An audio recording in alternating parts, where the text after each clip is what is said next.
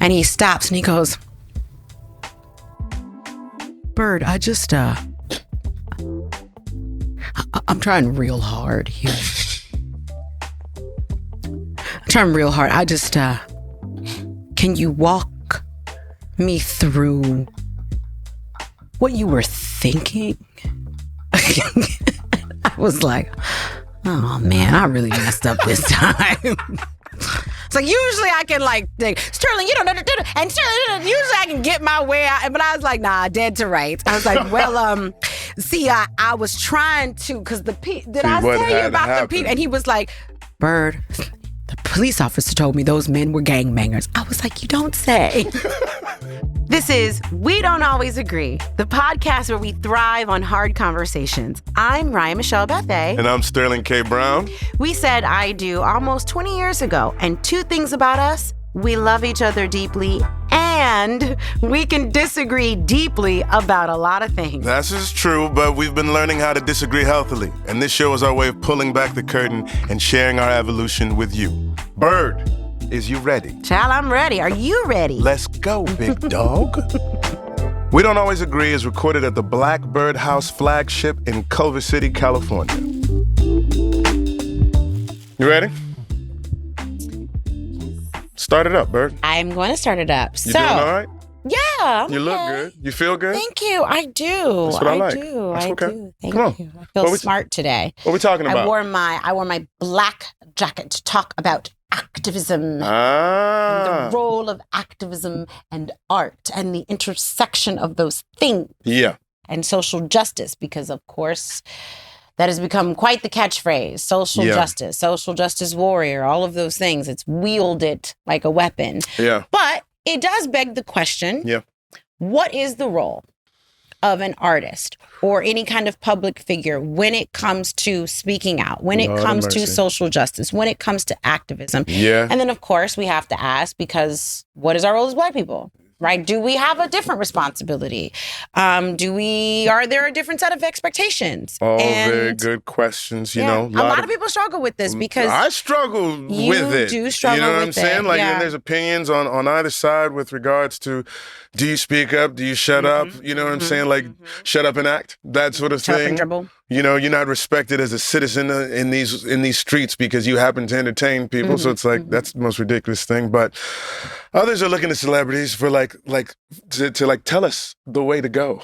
And I'm like, sometimes I'm like, I don't know. I'm trying to figure it out still for myself, right? So let's go ahead and get into it. We'll see where we agree, where we disagree, and maybe sometimes we'll meet in the middle, right? I like that. Come on. I like that. Okay, so we don't have an expert today, but we're going to have an expert definition so that we can put a little context around this. All right, definition of... So social justice is the view that everyone deserves equal economic, political, and social rights and opportunity. I stand behind that. Okay. All right. Well, do you, since you are an artist and you happen to be a celebrity and you are an actor, you're all three of those things. What do you believe is the general role or the specific role for you in social justice? I've been navigating this and sort of figuring it out for myself, because I want to start by saying, when you're just an actor, nobody really gives 2 cents for the most part what you think about things. And then I found myself thrust into a situation or to a level of notoriety where people are like, well, what does Sterling think about this, right? And I was like, that was an interesting space for me to occupy. It made me think of this Chappelle joke back in the day after 9/11, where he talks about how everybody was trying to interview Ja Rule to find out how he felt about the Twin Towers. And remember this? People are like, where is Ja? I want to know what Ja thinks about the towers. Because he was sort of looking at the sort of silliness of, why are we looking to celebrities to comment on these things? But he's always there when you call. But the interesting thing is that when you have a following from music, from sports, from entertainment, etc., and you sort of grow to become someone that people trust, whether you've earned their trust or not through different reasons, your voice has some impact, right? And it can amplify things that you think are of import, right? Or it can sort of things that are causes that are near and dear to you, you may be able to turn people's attention to that they didn't know anything about. So where I'm sort of resting with it right now is when it feels authentic to you, when you feel like you have something to say, that you're not forcing it, that you're not trying to get in the conversation just to be a part of something, but you're like, you know what? This is on my heart, and you share from that place. I think that is the easiest place for me to begin in terms of how I utilize my platform to show up for social justice. What about you? I think I have a slightly more controversial view. Come on. In that, surprise, maybe surprise. Not surprise. I don't, maybe it's not controversial. I guess I just feel like every single person who is an American citizen has the responsibility to be political, right? And what I mean by that is, ideally, the idealized view of how this is supposed to work is of, for, and by the people. Okay. So when a group of people decide, well, I'm not political, well, now you have said, I'm no longer going to participate in this experiment. The very fun foundation of, for, and by the people, I'm going to opt out of. Because how can you vote if you don't even know what's going on? And if you don't vote, then it's not of, for, and by you specifically. It's for some other people. And I wish we had civics lessons in this country and we could explain and let young children know, if you have nothing else in this country, you have a vote. And it's your responsibility to be educated. And I personally believe we should be political about the dog catcher. I think we should be political about, voting on whether or not what do you call those things? What? Put the money in the money meter, the meter, the parking meter. Somebody makes a decision about whether it's a quarter, a dollar, $2. Who's making that decision? Somebody that you probably had to vote for. Okay. So for me, and I feel like it's such an intrinsic part of being an American that I very much bristle when people are like, just shut up and dribble. Sure. Or you don't have a role. And especially because we come from such a lineage of artists, especially Black artists, who use whatever power they had to move that ball down the field. I will agree with that. Where civil rights are concerned. Yeah, no, I would look at different people, whether it was Muhammad Ali or Bill Russell, Jim Brown, Sidney Poitier, Harry Belafonte, et cetera, and be like, wow, these are men who recognize the impact that they have, the breadth of people that they can reach through their platforms, and they are not being idle with regards to it. My question to you, given off of what you had just said, is, so you feel like you should chime in on any and everything? There's two different things. Okay. There's a public sphere, right? Yes. In terms of, I don't think public sphere, voting, et cetera. But I'm talking specifically in terms of how you utilize your platform through social media, through appearances on different talk shows, et cetera. No, I don't think that you should chime in on everything, but I do think that it is your responsibility to, whether it's behind the scenes, whether it is a chiming in, I do think that everybody has the responsibility to wield whatever power they have for social change and for social good. Lena Horne, I didn't even know this until I read, somebody wrote a movie about it. It didn't get made, but I read the script about how she was one of the main people who was organizing meetings with Robert Kennedy. Really? To talk to John Kennedy about the civil rights movement. And who knows where that would have went? Yeah. We don't know. We really have no way of knowing but we do know for a fact that she was instrumental in needling and pushing the administration, right? And it was only because she was in a position of power to do so. Yeah.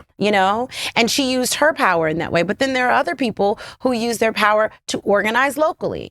I just think that is a fundamental way that you pay homage to the fact that you have the privilege. I see what you're saying. Of voting, of being an American, and of freedom. And yes, we can talk about whether we are free, all those things, but whatever little bit we do have, I think it's our responsibility to take that and try to amplify it. I'm a fan of voting. Let me just be clear on that. Okay, good. The idea that anybody is sitting out not casting their ballot. But do you have any concerns at all in terms of when you decide to engage? Because I think you by and large, are the person that's like, I'm ready for the fight.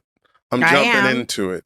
I have concerns all the time. Brown is sort of like, is there an opportunity to educate people about something that they may have a minimalistic understanding of, that I may have a higher understanding of? So I'm wondering, like, at any point in time, has there been like any concerns that you've had about speaking Yes, out? all the time. Okay. Especially as a Black woman. I mean, the first thing that people do is they tell me I'm lying.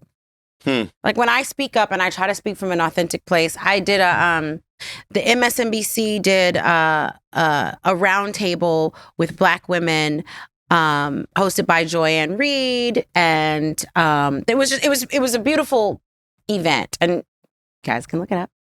I think it was called Black Culture. I can't remember the exact title, but it was wonderful because it was all of us sitting around a room, and around this table we had this lovely dinner, and every single person was in a different. It was academics. One woman was a general. One woman was a basketball player turned announcer. Then there was an actress, and then there was Robin Thede, and she's a actress. Like we all came from different walks of life, and to a woman, we all had similar stories. And when we heard the stories, right? Yeah. The general talked about how she walked into a room and was trying to give people orders, and something had happened, and then the man was like, okay, but who's in charge? And she's like, I'm in full brass, and she's like, dude, we don't have time for this, right? Like there isn't, and we all felt it. And then to see the comments, people were like, when I shared my story, like that didn't happen. That didn't happen. She's lying. Yeah. I told a story about makeup in Hollywood and how I was in someone's contract, a show that I worked on, where they didn't have to do my hair. They literally just didn't have to do it, and I had to get it done the night before I had to go on set. Yeah. And they were like, that just didn't happen. That doesn't feel good. That feels awful. But we all keep sharing. Like Misty Copeland shares about literally everyone shares from their very real lived experience. Yeah. And because it doesn't jive, people just say you're lying. And there is a part of me that doesn't want to experience that, but I know that we have to. I mean, if Misty Copeland is brave enough to do it in a world that is so white and conservative and has such rules around everything, then who am I not to be brave enough to say, this is also what happened to me? That's kind of how I see it. Even though it makes me nervous, it makes me scared. I feel like I have to speak out because I have a little bit of quote unquote celebrity, even though that celebrity is then weaponized against you. Yeah. The right-wing concern, whatever we want to call it, whoever's coming for you, they will use that very thing against you. I tell you, there's a couple of times in which I remember reading. I don't read comments as much as you do on things that I post, because I feel like once I put it out into the world, folks will do what they want to with it. But every once in a while, I'll say something and like somebody come like, oh, the Hollywood elites coming at us again. And I was like, oh my God, I'm a Hollywood elite. Yes, I didn't know. I was like, oh my God, thank you so much. It's interesting too, I think, because a lot of my trepidation sometimes has to do with, when I think about my platform, I'm thinking about Instagram, Twitter /X, etc., and how the space for nuanced ideas to be stated and sort of responded to doesn't really exist on that platform.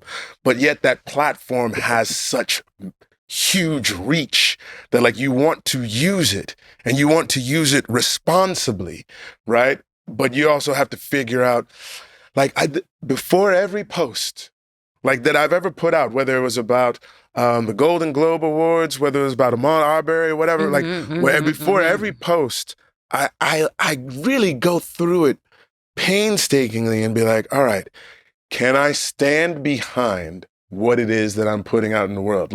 Because you're going to be asked to defend what you've said, right? You're going to be asked to explain yourself. And if you can't, I was like, if I can't stand behind it, I've deleted so many things. So many things. Yeah. You know what I'm saying? Because it's like, you know what? This one's not for me. Like every once in a while, I just have to opt out. Not because I'm purposefully being silent or whatever, but because I know on these platforms specifically, like if you can't say what you mean and mean what you say concisely, succinctly, and clearly, bow out, bruh. That's where I am. I don't know about you, but how do you feel? Because I feel like sometimes you move forward anyway. You're like, you ever think about and send. Well, I mean, and here's the thing, to be honest, I don't have the same reach that you have, right? So I know that I have a little bit of like, I can a little bit easier move through these dead bird app streets, right? Yeah. Like I can say things that you can't say because there's just not as many eyeballs. Right. Right. Yeah. On the other hand, I do agree that there's not any room, like you said, for nuance. How would you say that you personally show up to the world of social justice? You see what I'm talking about? Yeah, I know. I'm laughing because it's not that it's funny, but I'm laughing because I'm always like, I've got the like schedule of the marches. You do. You know, I'm like, okay, on Tuesday, we're all supposed to go to Pico. On Wednesday, we're supposed to go to the mall. Like and you're like, oh, Lord. I mean, you go, which is very sweet of you. Go. You and we take, but we've taken our kids. That drives that train for sure. Very much so. You know, because it's interesting too. I'm always very aware that like me showing up at something means something in a really specific way. Right. And what is it that I'm making it mean? Because like I don't have the benefit of anonymity and just being there. No, you don't. You know what I'm saying? You don't. And again, it's like, and okay, and here's the thing. I don't go to every single march about every single thing, you know, and it is usually, not even usually, it's always something that I feel so strongly about, you know, and I try to make it a teachable moment, with the kids. Speaking of teachable moments, our president, Barack Obama, when he was, because you know how I felt at the end of his administration, when his administration changed hands. Yes. You weren't happy. It wasn't like the happiest moment in your life. It wasn't a happy moment. Yeah. It wasn't a happy moment. Let's be clear. But he stood in front of the country, and he was like, we've decided that we are going to sit around online yelling at people from our basement. And he was like, go out, build bridges, make connections with people. And I took that very much to heart. And this so how did you build? Well, this is before I was just like on Twitter. Like I was like, I am actually going to use this. Like I was like, I don't really go on it, but I'm going to start going on it and use it as a tool to see if I can build bridges with people. Okay. I mean, I really did feel like that. And so I went online and I did a Google search for like, not like, I don't know if it's going to sound pejorative, but it was like out there people on the right. Yeah. You know, I was like, there's got to be somebody who I can find middle ground with. And I went through all of them and I followed all of them. And then eventually I was like, okay, well, that person is out there. That person's out there. David French was one of them. Okay. And then that's how I found the chicks. Chicks on the right. I don't really want to say their name. It's chicks on the right. You don't want to say their name? You want to bleep that? No, I do. I mean, it's fine. It's chicks. I mean, they haven't been terribly kind to me over the years, even though I really did reach out and start following them and start engaging with them online with the best of intentions. Like one time they tweeted something and I was like, it was about the trans agenda, right? And they tweeted something about trans people want you to start using this word for your own body parts. And the headline, and I looked at the headline, I was like, well, that actually looks like something maybe we agree on. And maybe I'm surprised about this, but let me dig into this a little bit more. Mm-hmm. They had taken something from a website, but the website was specifically for trans people to give them a script to talk to their own doctors. Yeah. And it was for any doctor who had trans patients a script to speak to their patients. Yeah. But it was taken completely out of context. And I emailed them and I was like, listen, you guys don't seem like you're trying to like hurt. And they were like, well, maybe that particular headline, but you have to admit the trans agenda and da-da-da. And I was like, no.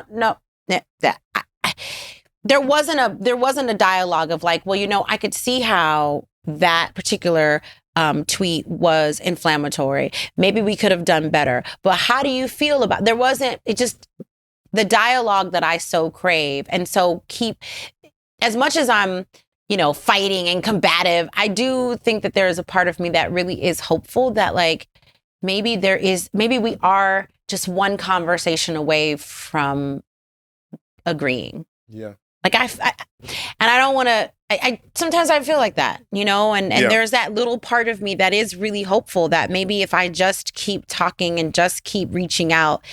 So my social media sounding like your husband, like it for a hot second, because most of the time I just cuss a lot though. You I'm cuss like, a lot look, more. heifers, I'm looking for some connection. Heifers, old stank crusty bitches. Stank and crusty. Stank and crusty. Yes. That's where we differ. No, but in all seriousness, they're not stank and crusty. But what I was looking for never came to fruition. And they were, you know, like, oh, you know, they have said not so nice things about me in their tweets to their I don't know, constituents, people. You go, fans, but you clap back. What I sort of appreciate about you is that you're not afraid of the fight. Like if the smoke comes your way, you don't listen. You talked about confrontation in an early episode where you were like, you have a tough time doing it. Like when you're on social media, you go back and forth, and you've done it with a few different people. That's mad uncomfortable to me. Like if I can use the platform in such a way that people can understand something about how I experience life. Mm-hmm. Then I think that's the most effective way for me. Like I posted this thing on Instagram about Ahmaud Arbery because we were in the middle of the pandemic, and I had this sort of naive idea that like racism would stop while the world was suffering from something else. Mm-hmm, mm-hmm. That we were all sort of band together and like sort of like show the inner resolve of what the greatness of humanity is. And I didn't know that you could go jogging in the midst of that and wind up dead. And when I saw that brother, I was like, this brother looks like me. Yeah. And I jog all the time. And I knew that there is a protective mask that I wear when I enter into mostly white spaces to put people at ease. I give them a smile or a chuckle or a corny ass joke or whatnot, and they'll be like, he's cool. Let's go. Didn't know I had to do that when I was on a fucking run. And when that young man didn't make it home, it sort of just shook me. Like, I mean, a lot of folks, there's different moments, sort of touchstones happen for different people. And for me, like Ahmaud Arbery was like this moment where when I would be on set sometimes and I'd see a MAGA hat or whatnot, or I'd see a shirt that said, all lives matter, mm-hmm. etc. I just felt compelled. It's like, I'm not saying that I matter more than you. I'm saying that historically, given the framework of this country, how we were entered into it, how we were brought here as chattel slavery, as labor, as property, mm-hmm, mm-hmm, mm-hmm. that you thought it was giving us a bone when we got to be 3/5 of a human being. You know what I mean? Like our lives historically have not mattered. So don't twist it and try to make it into something where someone's elevating themselves above you. We just want to be seen as human. And I had somebody on set come up to me after they had seen that particular post saying, you know what? I used to think when people would say Black Lives Matter, it meant this thingamajigger. And when I saw what you said, I understood it in a completely different light. And he thanked me. And I went and said my lines as Randall Pearson. Like, I don't have to make it a big thing or whatnot. Like, I'm not. And I think that's also, I think you are a social justice warrior. No, and I mean that like with the utmost of affection and admiration, because I think you would probably know how to utilize my platform better than me. I'm just doing what I know that feels right to me. Well, I mean, you're very authentic in your use of your platform, so I think that is the best use of your platform. Right on. You know? Yeah.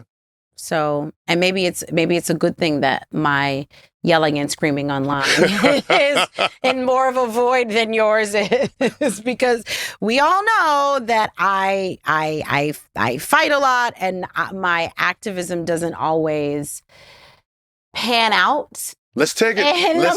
Let's take it off of social media. Let's take it to the streets. This is what we're talking about.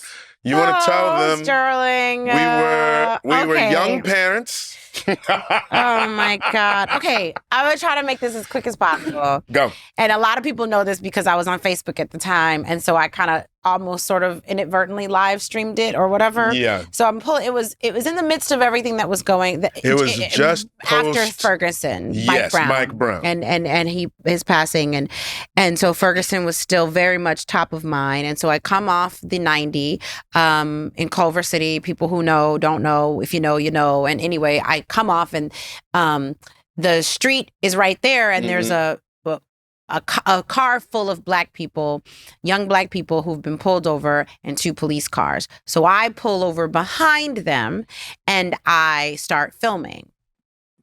And the guy comes over, the police officer, and he's like, you can't be here, you can't film. And I'm like, it's my right, I can absolutely be here. And he's like, well, you got to pull over because you're impeding the arrest. And I was like, I'm far enough. He was like, no, pull over. So I pulled into the little driveway, and he was like, gotcha. You're not supposed to have your phone in your hand when you're filming. And he comes over, and you're not supposed to have your phone in your hand while you're driving. You're not supposed to be filming while you're driving. Need a little clarity. Even though I pulled into the phone driveway, in your hand when you're filming, different stuff. Okay. And when he comes over to, give me my little citation, because he's like, you could see he's like excited that I just had done something wrong. And I realized when I did, I was like, oh crap. And he comes over and he's at the window, and I was like, hands up, don't shoot. Oh shit. And that was the end of that. That was the end of that. That was the end God of bless. that. I could see the rage. And he was very clearly, I called them like he was a typical, like he was the LA Negro. Because they came from Louisiana. And so he really looked like looked like he was just going to be like, I guarantee you was about to go to jail. And I was like, oh, Lord. And he was, anyway, so he was like... He was Cajun, not Creole. He was Cajun. He was Cajun. Creole was something. He was all skin folk and kin folk. He was like, I'm taking your black ass and your black ass baby to jail. Okay. Anyway, so at this point, he's like, you're not supposed to be here. You're not supposed to be filming. You're not supposed to be driving while you're filming. You're impeding an investigation. You had also pulled into the driveway where cars are supposed to come in and out of. No, I was in a parking spot at this point. And then he says, he was like, you stay right here. And I'm in the car, and I'm furiously posting on Facebook. And then he comes back and he goes, did you know there was a warrant for your arrest? Oh, shit. And I was like, officer. You got real demure. What on earth are you speaking about? Clutch my pearls, I was just trying to help you and everyone else in this country by doing a good deed. If you don't mind, I can exit off the buffalo. I'll just be going now. And he was like, you ain't going nowhere. Sit your black ass right here. A couple of months prior, I had gotten what I thought was a fix-it ticket for a red. Stop saying that like it's a thing. No, it is a thing. Everybody knows that there's a thing that's called a fix-it. Anyway, I thought it was a fix-it ticket. It was a real ticket. And so when I was supposed to go to you dealt with it the way that you deal with most bills at that time in your life? I was supposed to go to the courthouse. When I was supposed to go to the courthouse, because of course I was supposed to pay and handle with what I thought was a fix-it ticket, but it was a real ticket. And so anyway, I was supposed to go to the courthouse, and I had just booked the Kevin Hart pilot. Last minute booking. Yeah. And I was like, well, I got a job. And so I'm trying to, the morning of, I'm trying to call, but you can't call. Sure. They don't want to talk to you. So I was like, oh, it'll all come out in the wash. Anyway, long story short, I get to this, and the man is like, there's a warrant out for your arrest. And I was like, Houston, not only do we have a problem, I very well may be the problem. And so it was about to be Memorial Day weekend. He kicks me out of the car. He's like, I'm going to impound your vehicle, and I don't have to do this. And at this point, so wait, I think now you have to take over, because I don't know what's happening. And I didn't even think to call you. I'm still texting. I think you were so angry that you wanted to sort of document the injustice that you were and people are like, girl, and now, wait a minute. I have to say that where we were was heading into the black neighborhood, right? So at this point, I'm on the curb with Andrew, right? Andrew is 1, 2, maybe something. Now there may be a little bit of dry, so I'm rocking my baby, and all these black people are coming off the 90. You okay, sis? I'm like, no, save yourself. I'm like, and I'm humming. And he is pissed because he heard wade in the water, and he was like, I fucking hate you. Right? Yes. And so here I am, and people are like, call Simone. Like a friend of mine, Simone, call so-and-so. Girl, you need to. And so who called you? Claire Janice Jackson Bathay Williams, mother to Ryan Michelle Bathay Brown. Sterling, do you know what's going on with Ryan? And I said, no, man. She's posted on Facebook that she's pulled over on the curb by the police. I'm very concerned, Sterling. Can you find out for me, please? And I was they got the dogs out at this point. I was like, yes, ma'am. I go on Facebook and she's like, they got the dogs out on me now, y'all. Somebody come through, please. And I'm like, what the actual fuck is going on? So I call you, I said, Bird, where are you? She's like, I don't know, Sterling. They're about to turn on the hose and I'm on the porch and my son is sitting in our lap and I don't know if we'll make it out. I was like, just send a pin drop, homie. Go to the spot. Ryan's got our son sitting in her lap on the curb.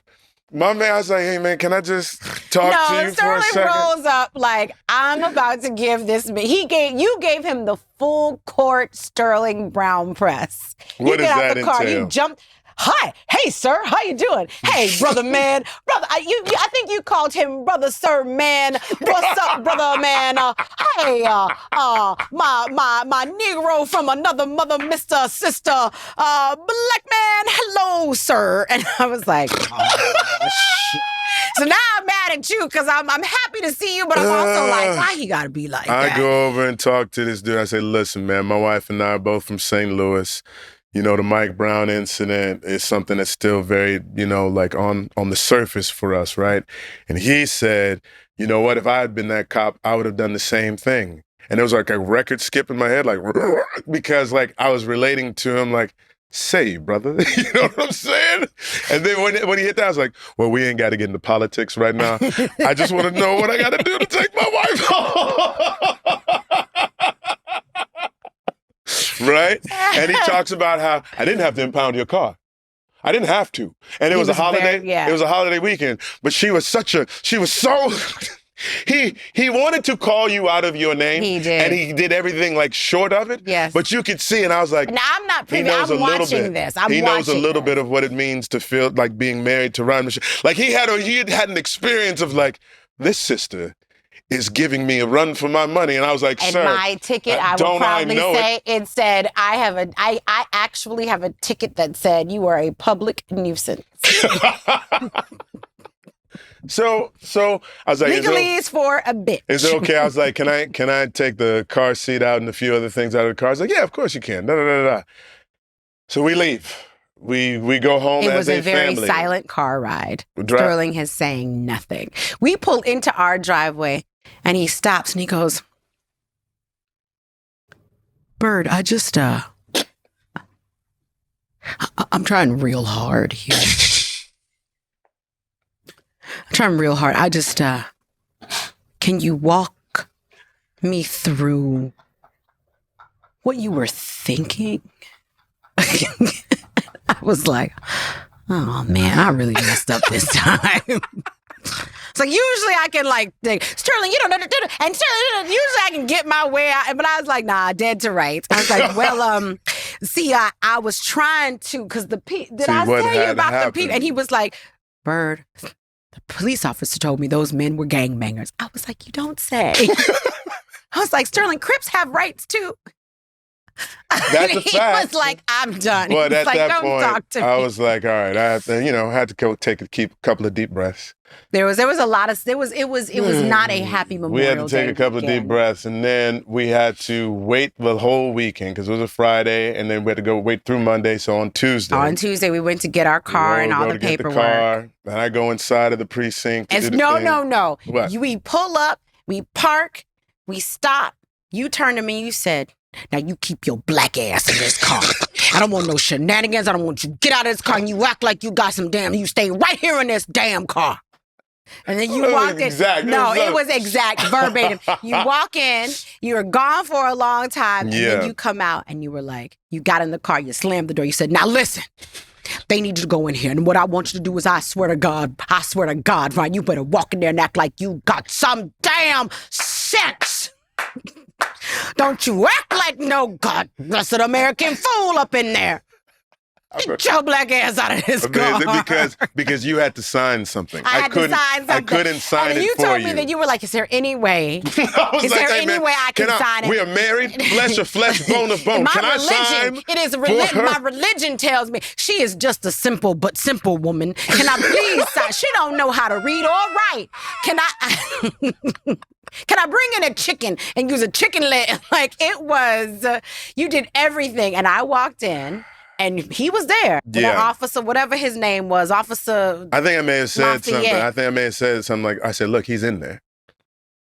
And I think you saw it flash across my eye, because I was like, he is? Don't fucking, put him up. It's like, don't fucking look at him. Don't talk to him.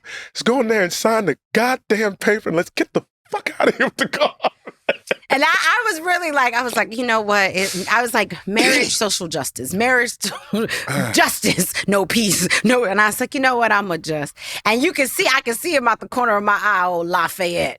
Looking over Lafayette, he got a name now. Lafayette looking himself just in the corner, like, I wish he would. And I was like, so wait, this is my paper. Hindsight, very funny. In the moment, it wasn't funny. Lot of mercy. Dear reader, it wasn't funny. Ooh, Jesus. But it does point something I want to talk about real quick before we tie this whole thing up. Right. Because I think there is a certain fearlessness that you have that I find admirable and necessary that, like, I cannot sort of recreate within myself, because only, like, I'm a very confident person. I'm very cool stepping into any room and feeling like I can hang with anybody. Like, I don't feel diminished.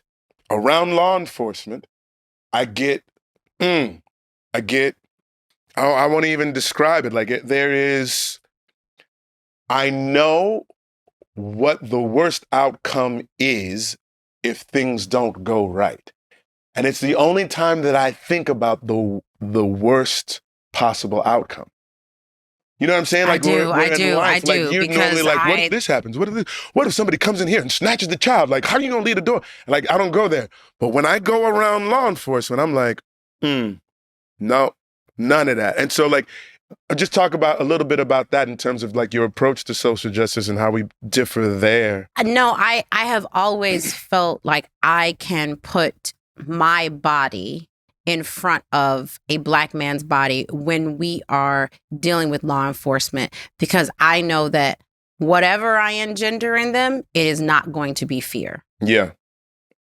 And if I can be louder, talk my way out of, keep the attention on me, and that's happened to me before, whether I've been with men that I've dated or just, men that I'm related to, where I feel like I'll keep the attention on me by speaking and talking and being annoying or whatever it is, like, getting on their nerves, because getting on someone's nerves is still safe. Yeah. Annoying someone is still safe. Do you feel where that they're you not? You remember that clip?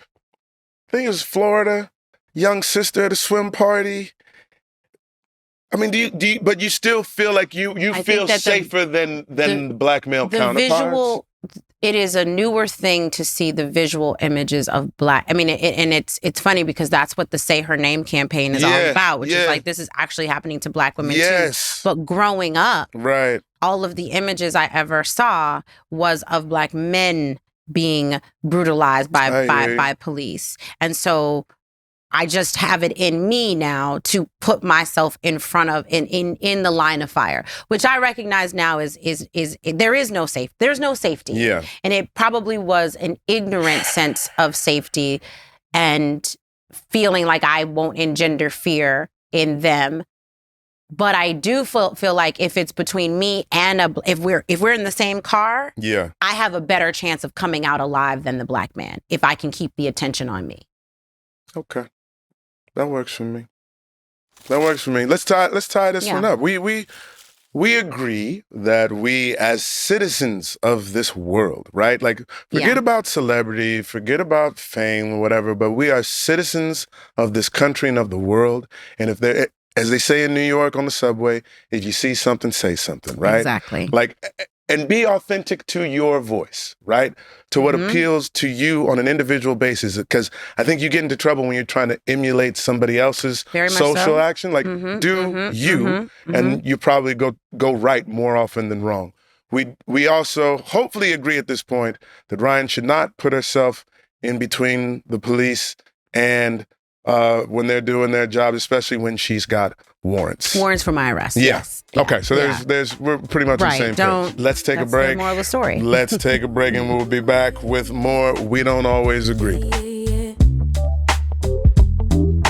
Okay, so yes, this is the show, part of the show that we have both come to love because I win it, and you love it when you see me win, right? Smoking, son. Come on, it's now. when we have a topic and we get 2 minutes to like talk about why Ryan is right about it, or wrong. And sometimes you try to get your little elbows in there and be like, sometimes Sterling's right too. You have little elbows. And I think it's very cute. They're very sharp too. They are like, sharp, why which your is how elbows I so win. bony? Yay! What's the topic? The topic is, what is the most frivolous thing you would rally or protest for or against? Oh, wow.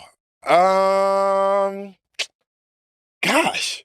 Do you have one off the top of your head? I have a few, because you know I'm you think about these things? Go ahead. And no, I do. You start. I think about these things a lot. You start. The first thing I would probably go to a rally against is sugar and grits. Like, if somebody was like, will you meet me on the corner? The first time I put sugar and grits, you're like, what are you doing? Yeah, I think I would. I'd be like, no sugar, no peas. Or some sugar, no peas, something. Anyway. I'm workshopping my slogan for that. But let me that also, might be something. okay, so like, this is what, the first date, the first movie we went to, and you're like, should we get some popcorn and a soda? And I was like, yeah, cool. So this is why Brown likes sugar. Ryan likes salt. We get this popcorn. Salty. And then you're like, can we get a little salt in it? And then she's like, yeah. So it's like, she takes the can, the bucket over. This is not true. And this nigga starts to salt the popcorn. Why gotta be the and N-word? she's just talking. We're talking the whole time. And she's just like salting the thing or whatever. And I was like, oh, I can't wait to see this movie. This is going to be so much fun. Okay, you know how I know you're not telling the truth? I was like, nigga, are you going to stop? I'm going to tell you how I know you're not telling the truth. When we went into the movie and put it in my, I was like,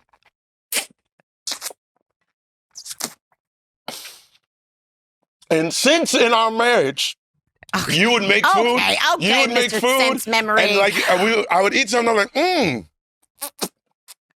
That is not. Bird, that's really good, but could we put the salt on the side? And so I don't put salt. I don't salt his food anymore. And this old bland Negro Not over bland. here. I will put salt in it. I will put salt in it. So I would protest against your salting of the food. And I won because you don't put it in there anymore. There's one time I put it in there because you're so dramatic. There was I mean, come on. The saliva glands were going overdrive to keep from drying my mouth out. Ridiculous. I feel like you would go to the ocean and just be like, let me take a sip. You're ridiculous. That's that good water. That's that good water, that ocean water. Stop. Oh, come on.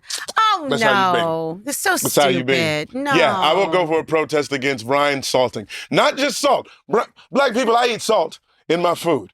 This woman takes it to another level. Another level. I win.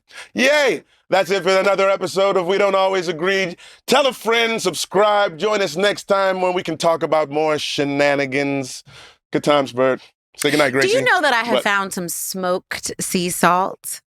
Malden smoked sea salt flakes, and I love it. I love it too. Malden, if you want to send me some more, when we were in Germany. And it's delicious. Hey, tell them this. We were in Germany. It was the first time I saw you put salt on your food and be like, that was too salty. Because they had them big old fat flakes, them big old fat German flakes of salt. German flake, come on. I'm just saying. They looked like dandruff though. And I was like, oh my God. Oh wow, okay. It's like, even me, Lord, even you come me. Over. That is a song. Even me, Good times. Lord. All right, fade to black. I could walk with you for 1,000,000 miles and my feet would not get tired. Where you go, I'll go. Winter or summer.